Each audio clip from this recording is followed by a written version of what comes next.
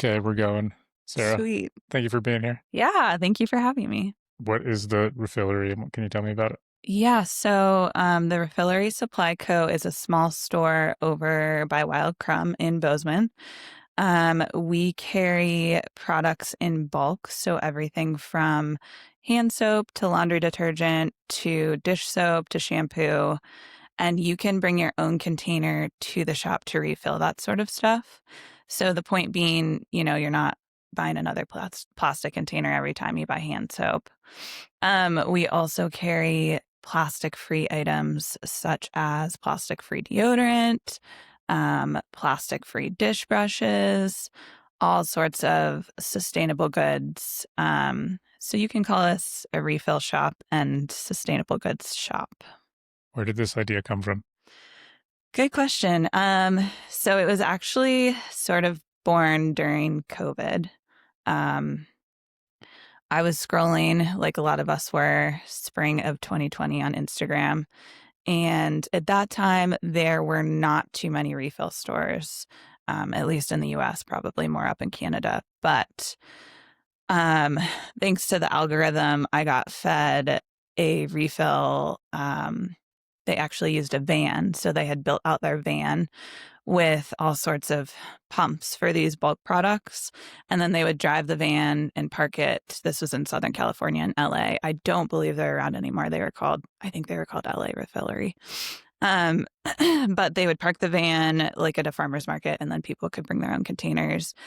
And I was just like, wow, that's such a cool idea. Obviously, I've heard of bulk food, co-op, grocery stores like that. But I had never seen a business that was solely focused on refills for household goods. So that's where the idea sparked. And I think obviously COVID was a horrible time, but one positive at that time was, at least for me, it kind of felt like, well, might as well try it. Um, the world is on fire, so let's just do it. And so at that time, I started it at the Bozeman Farmers Market. And I was there every Tuesday that summer. And then, sort of through COVID years, I ran it out of my house. So I had a lot less SKUs at that time. I was just doing refills of a couple products. Did not have much room to store things in my house. But people would drop off their containers on my stoop. I would refill the products and either set their containers back out on my stoop or deliver them back to them. And then about a little over a year ago, I found the shop that's on the northeast side of Bozeman. And that's where you've got more room for inventory. Way Cool. more room. Yeah, which is super nice. So in the past year and a half, I've been expanding my SKUs and just trying to discover new products to bring in that are sustainable, plastic-free, non-toxic. Do you sell containers for people to use? Good question. I do sell containers of all sorts, but we also have a donation bin. So I take container donations. I ask that they don't have strong smells and they're cleaned out, but we have a bunch of free containers that people have donated. And then you can also bring your own containers. So I know there's a lot of people out there who tend to save, like nice glass jars. And so if you do have some containers already in your home, you can bring those. I save all my peanut butter jars, my Yeah. Adam's peanut butter. Yes. So many of them. Oh, those are They're great. good jars. Yeah, Yeah. those are perfect. Almost at the point where I don't need to keep saving them because there's So many many. stocked up. Well, bring them in. Yeah, there's so much that gets thrown out. Yeah. Good jars. Yeah, I know, exactly. And it's a bummer here in Bozeman. We can't recycle glass. So, yeah, you can use those to refill all sorts of things. Do you do deliveries? I do deliveries, yes. I think I've got it set right now at a 10-mile radius from basically downtown Bozeman. But yes, on my website, you can set up a delivery or a pickup. Certain days of the week, every day of the week. How do you do that? Deliveries are any day of the week. So our pickups, right now the shop is open Wednesday to Saturday. While building the Refillery, have had a full-time job, until about a month ago. So as of September 1st, I'm fully doing the Refillery, but, That's sort of why we've had some limited hours. But planning on expanding those starting November 1st. We're going to be open on Tuesdays as well. Congrats on Thanks. going all in. It's scary, but had to happen. What's the scope of the products you have? Hi, folks. Quick note from me. If you don't already know, the goal of Mountain Mule Media is to build real connection between Montana's businesses and the people they serve. If this episode or any other has given you something worth thinking about, smiling at, or passing along, I've got a small ask. Share it with a friend, text it to someone, post it in your story. That one simple action helps these businesses get seen, grow, and thrive, and it helps this show keep going. Thank you for supporting these Montana businesses. Now back to the show. So we've got a lot of stuff. I listed some of our refill products. We do not have food. So if you're looking for food refills, the co-op is a great place to go.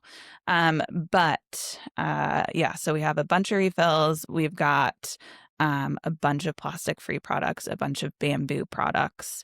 I don't know exactly how many SKUs I have at this point, but we've got a lot of options, and I'm always looking for new products to bring in, whether it be locally made products or just a suggestion that someone has who comes into the shop. Are you working with a lot of businesses, or is it a lot of individuals, or a Yeah, big mix of both? both, all small businesses. So a huge part of the back end of the Refillery is me doing research on these products that I'm bringing in. So, for instance, when I wanted to source a deodorant to bring in, I looked at 10 to 15 non-toxic deodorants. And I'm looking at everything from the ingredients they use to, who owns the business. Is it a small business? Um, I'm looking at, does the business seem to care about the environment in terms of their packaging?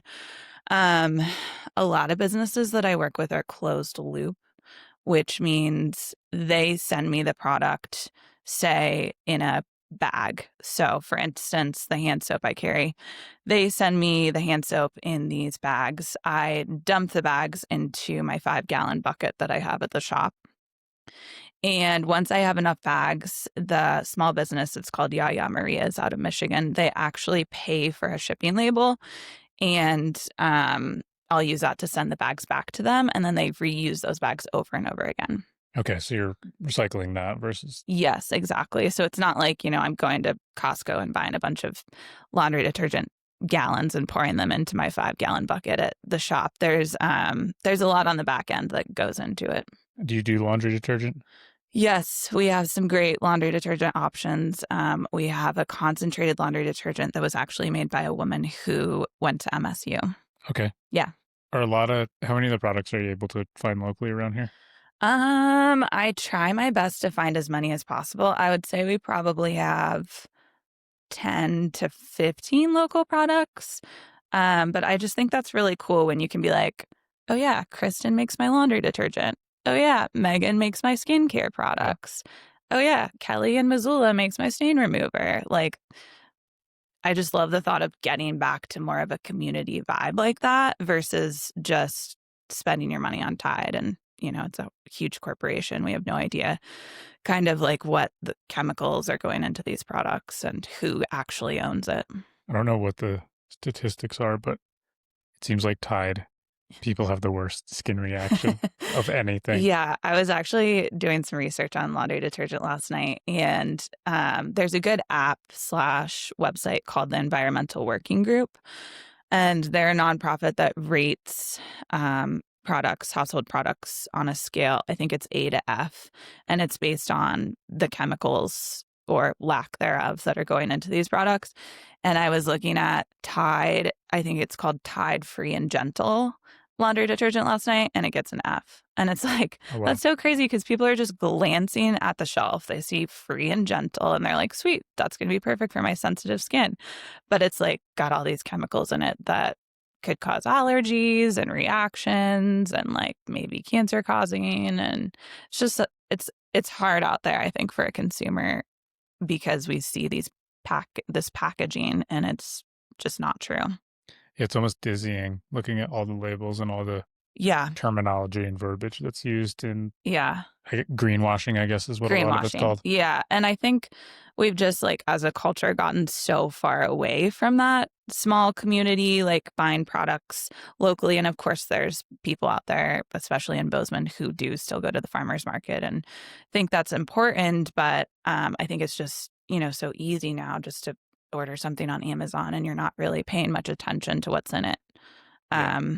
So trying to like educate people and help people find these products that actually use good ingredients and actually come from like a small business that you want to support is a big part of what I'm doing. What was your main focus when you started this? Was it plastic in the environment? Was it plastic in people's health?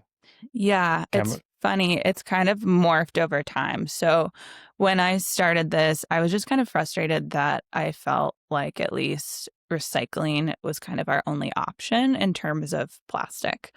Um, so when I saw this refill idea, I was just like, wow, that's so cool that we can have some other form of control in terms of like how much plastic we're using. But over the past 5 years, it's also morphed into like the toxic ingredients in products. I had no idea about any of that when I started this.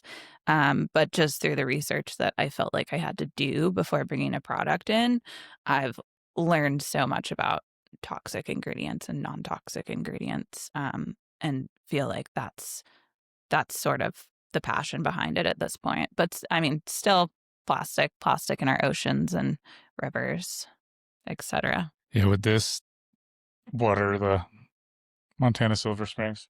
Shout out to Montana Silver Yeah, Springs. I think of it as it's two birds because there's the water, sitting in the plastic in the sun all day and the water absorbing all those microplastics.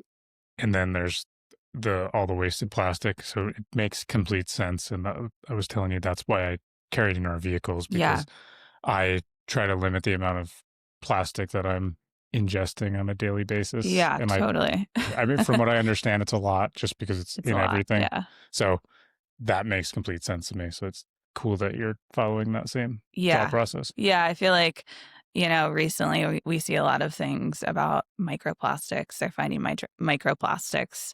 I don't know, in our blood and all sorts of crazy stuff. I try to stay away from posting about that stuff because I feel like in our world today, there's so much scary stuff that we come across on Instagram and everything. We're just inundated.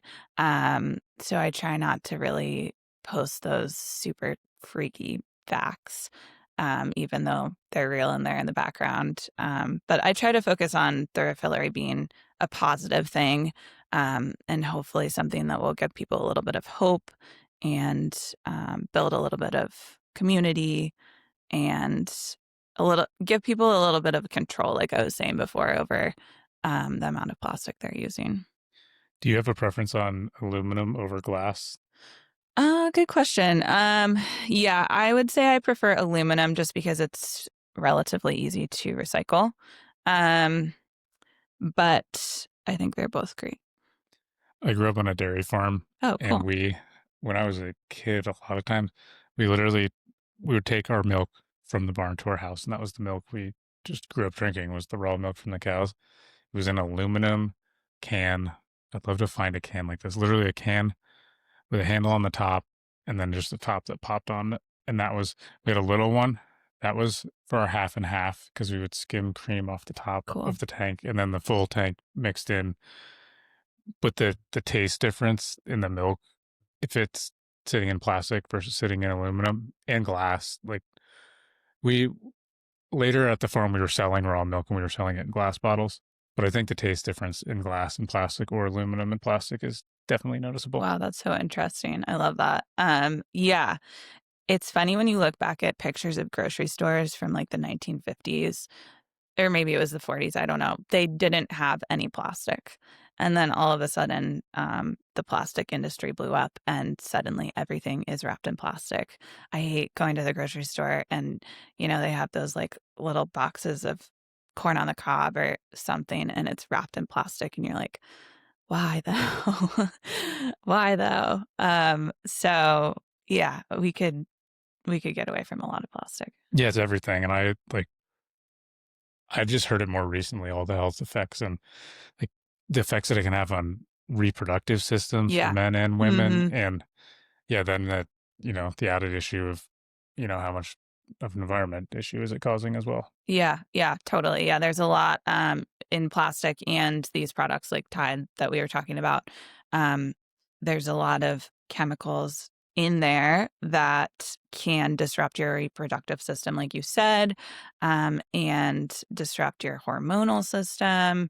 It's kind of crazy once you start looking into it. It's like you can go down a little bit of a rabbit hole, but Yeah, and it can get, I think, like you said, it can get pretty overwhelming. depressing if you Yeah, go too deep in it, but it's nice to be aware and it's do nice to what be you can. aware. Yeah, Yeah. exactly. It's like everyone having their own water bottle now it's such a common thing. Yeah, that is nice. I agree. Yeah, that's true. Everyone's repping their Stanleys.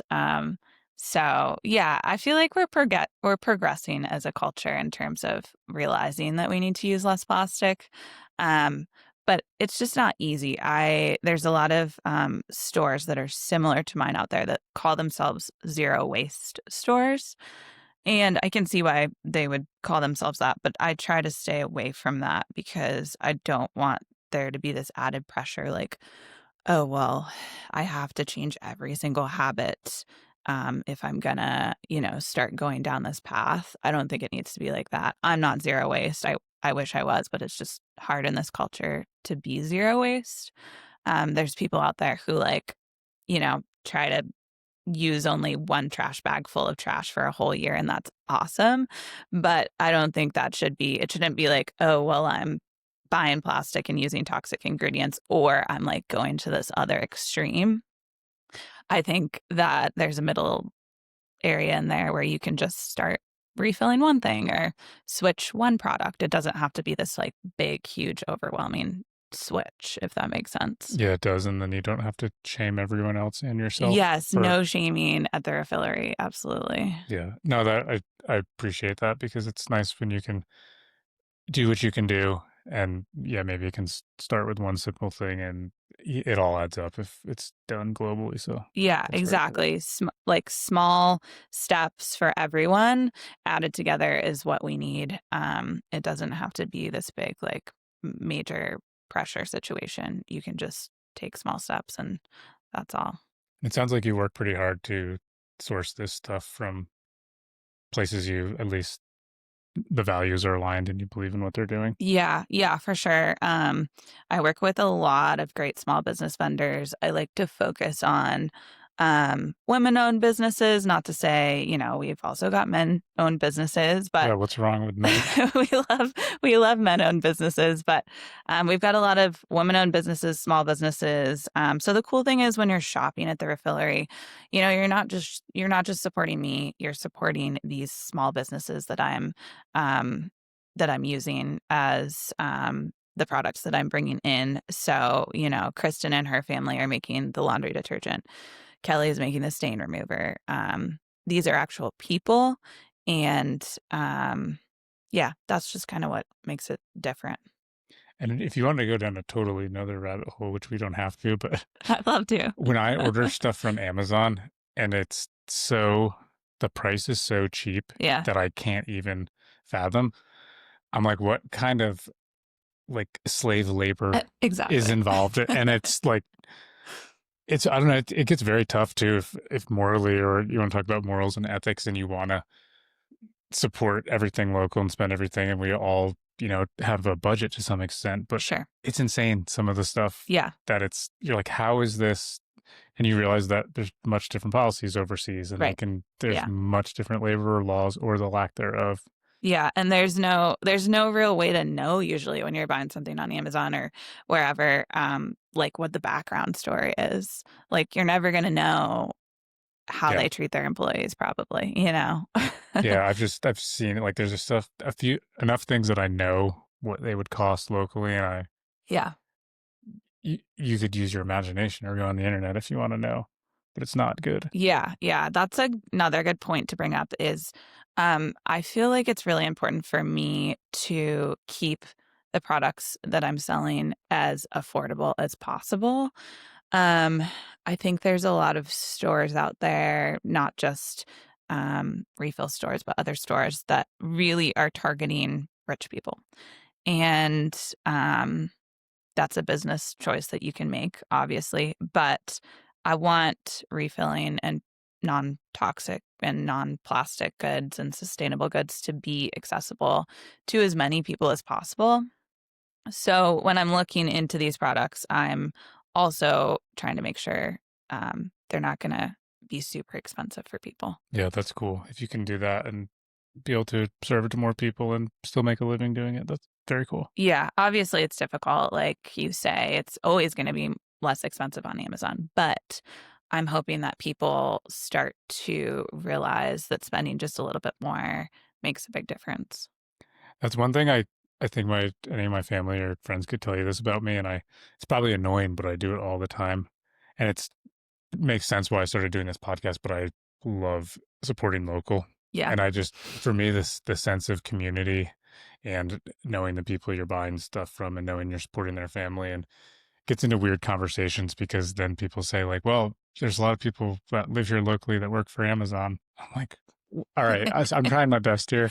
I really am. Yeah. So, but That's it's funny. very fun when I see the people in the community and support their business. Yeah. And then here we are. It's Yeah. for me that sense of community, I think, is just as important to mental health and well-being as Absolutely.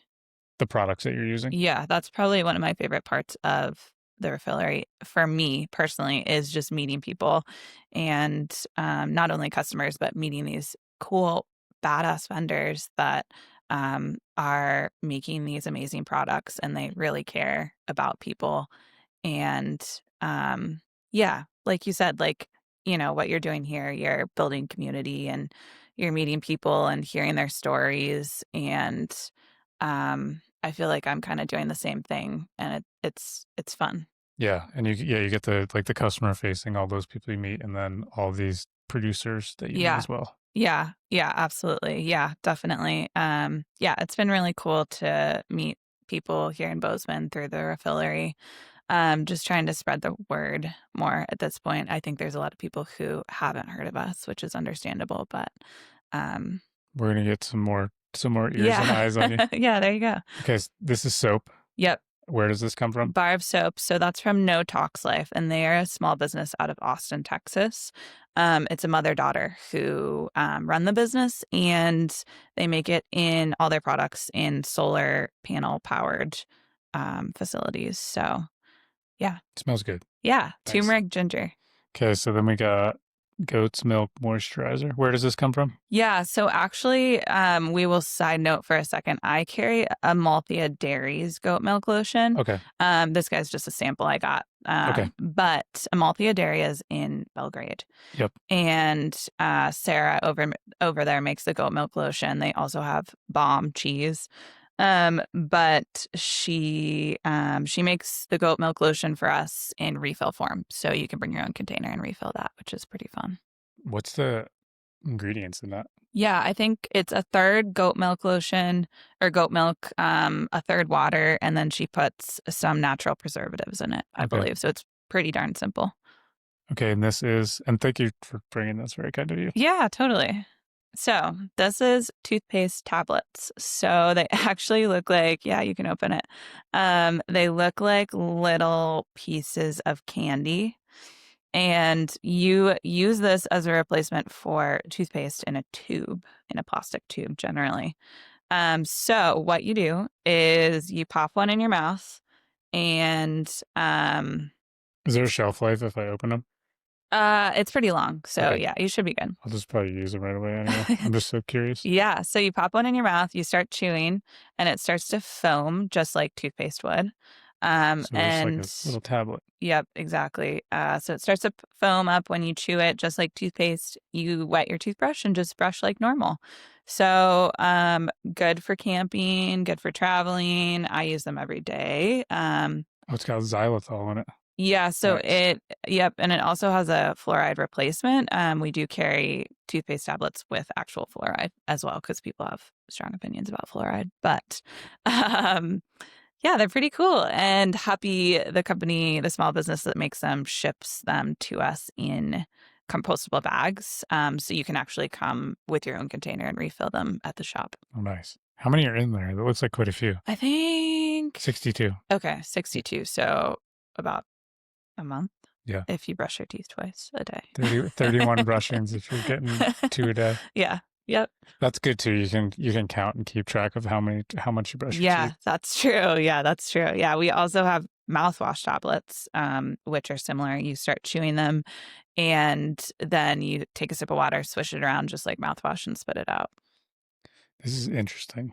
Yeah, there's also sorts of new things that people are coming up with in this sustainable goods area, and it's pretty cool. The last time I was at the dentist, I asked my dentist, I said, "What's up with the fluoride? What's your opinion?" I was like, "I don't have one." Oh, what did they say? They usually love fluoride. Yeah, she was pretty good about it, in my opinion. That she like said, in a large amount, it cannot be great for you. In some, like, toothpaste and mouthwash can be okay because you're not swallowing it. Mm-hmm. And I don't know, I've heard every opinion going both ways, so Me too. it's Yeah. very hard to say. Yeah, I personally don't have a strong opinion. Yeah. I just feel like I don't really know enough about it to have a strong opinion, but people do. So I know we have fluoride in our water, and I don't know. It's hard to know what's right. All right, cool. So you've got cleaning products, like most personal care, toiletry type products. Yep. And then you don't do no food items or anything like that? No food items. Yeah, we have a lot of just random stuff. We have bamboo toilet paper. We've got shampoo bars. We've got a lot of skincare products. We've got feminine products that are non-toxic. We've got, all sorts of stuff. Very cool. I want to come check it out because I also want to come check out Matt's shop too. Yeah, it's fun to share space with Matt of Brickbound Leather Goods. So you guys like right in the same? Do you guys have same? Yeah. So I have a pretty small space. It's probably 300 square feet max. So we split the shop equally, and it just helps us afford rent, honestly. Yeah. So very cool. Yeah. Do you ever plan on getting into food at any point, or? Yeah, I go back and forth. It would be sweet. However, I think it overwhelms me a little bit. Just, you have to go through the health department and all sorts of stuff there. But it's in the back of my mind. There are neat refill shops that do sell food across the country that I follow. And yeah, I'm not sure exactly if I want to get into that or not, but we'll see. Do you plan on expanding in any way of hiring people or to any extent? Yeah, I actually have 2 employees. Nice. Shout out Caitlin and Emily. They're amazing. Caitlin is sort of my main employee since I've been at a full-time job until now. And then Emily's our backup gal, and they are amazing. In terms of space, probably eventually expanding would be sweet. But, having a brick and mortar in Bozeman is expensive. Yeah, so it would kind of have to be the right, price and space and yada, yada. But our spot is so cool right now on the northeast side in the Misco Mill. Fun fact, the Misco Mill is in one of the first scenes of A River Runs Through It, the movie. Oh, I didn't know that. Yeah. So it's a super historic building, and we are right across from Treeline Coffee. So we'll get a lot of people who are like, hey, I was in Treeline Coffee and I saw your shop and I don't know what it means, so I just popped in. So that's fun. You've answered most of my questions, but I had so many questions when I heard about it, but it's cool what you're doing. Yeah, I'll have people come in and be like, hey, do you sell refills of alcohol? I'm like, that'd be sweet, but no. I didn't do a deep dive, but from what I understand, the Montana Silver Springs Atwater, they're a brewery. Oh, cool. And I think they had those cans because they were doing, I think whatever the brewery is. Yeah, beer cans. They had those cans and they. Oh, well, but I that's cool. am surprised when I've tried to find canned water. It's not that easy to find. Yeah, I know. I feel like there's only a certain amount of businesses that make it. Yeah. Like Liquid Death. But this is cool that it's Montana made. We love that. I have the hardest time with Liquid Death because the branding for water. It's aggressive. Yeah, I get it. And I've had this conversation with many people, but it's not that appealing for fresh cold water That's liquid so death. true. Yeah, So it's like makes you think you're drinking a Monster. yeah, I thought literally for about a year, I thought it was an energy I drink. think I did too. I Yeah, it's had hard no not idea. to.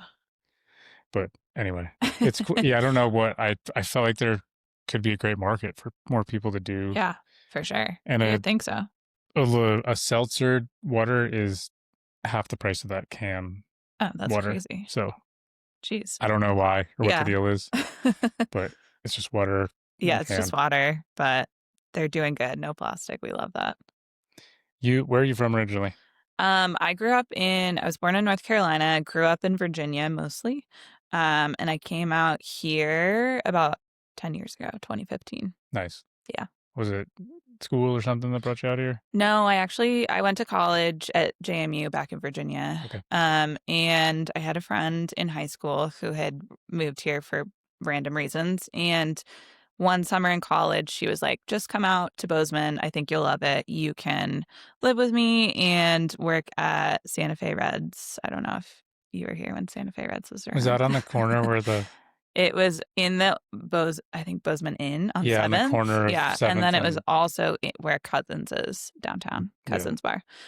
But anyway, I came out here for the summer, lived with her, worked at the restaurant, and just loved it. And then went back to Virginia, finished college, graduated, lived with my parents for a year in my hometown. And then I was like, all right, peace. I'm going back to Bozeman. Good for you.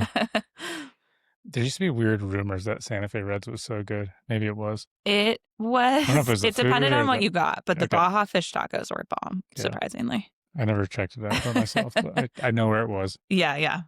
That's funny.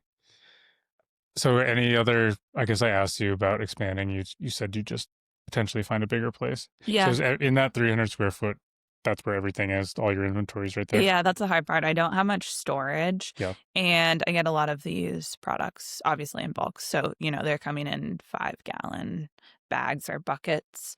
So I got creative with storage in there. I had to, make some little curtained areas. And I've got a big curtain behind the desk that I store a lot of things in. But I do still have to store some things at my house. So more space someday, maybe.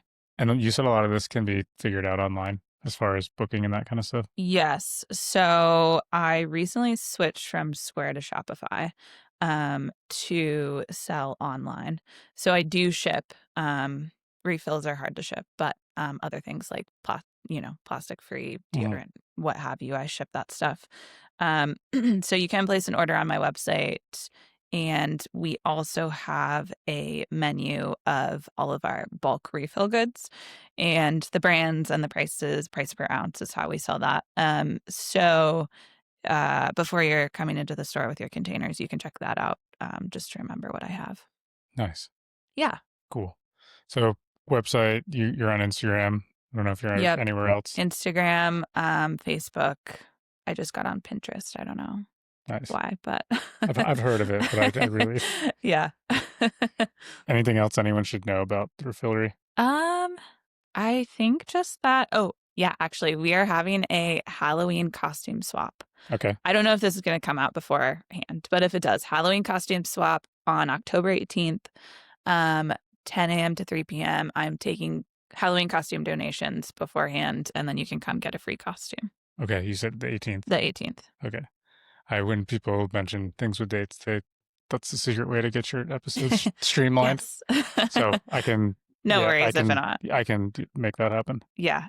Otherwise, I just want people to know the Refillery is a welcoming place. Bring your questions. We love that. It doesn't have to feel overwhelming. We're there for you. We're doing a bunch of research in the background on these products. And I hope everyone comes in. And if you can find Treeline Coffee on the northeast side of town, yes, you can find... right across the street. Cool. Yeah. Well, thanks, Sarah.